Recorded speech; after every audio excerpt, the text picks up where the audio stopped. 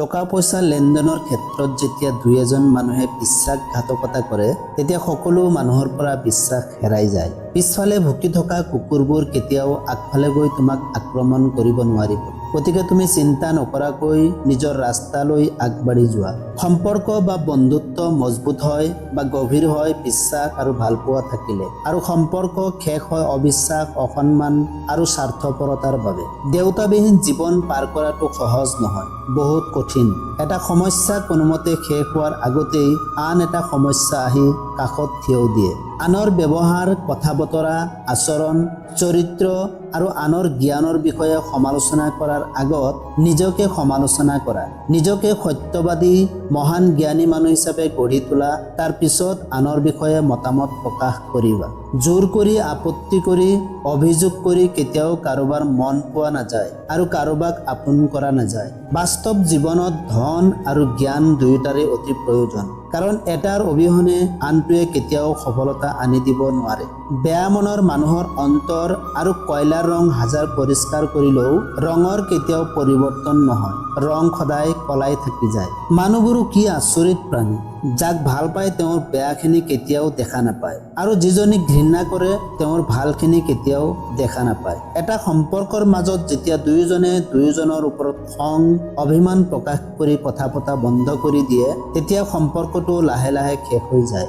জীৱনত যিমান আঘাত পাবা সিমানেই শিক্ষা পাবা, সিমানেই মানুহৰ মুখবোৰ চিনিব পাৰিবা। টকাৰ গৰম আৰু শৰীৰৰ গৰম চিৰদিন নাথাকে, আজি আছে কালি নাই।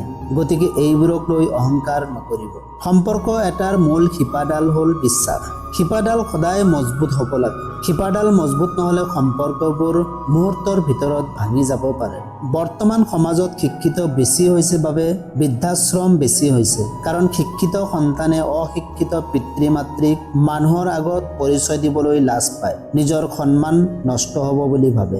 এবাৰ নহয়, দুবাৰ নহয়, হাজাৰবাৰ কাজিয়া লাগি সম্পৰ্কত ফাট মেলিলেও সঁচা ভালপোৱা কেতিয়াও হাৰি নাযায়, আকৌ সম্পৰ্ক ঠিক হৈ যায়। শুনিবলৈ বহুত ভাল লাগে, টকাই সকলো নহয়, কিন্তু বাস্তৱ জীৱনত টকা নাথাকিলে পৃথিৱীৰ কোনো সম্পৰ্কই টিকি নাথাকে।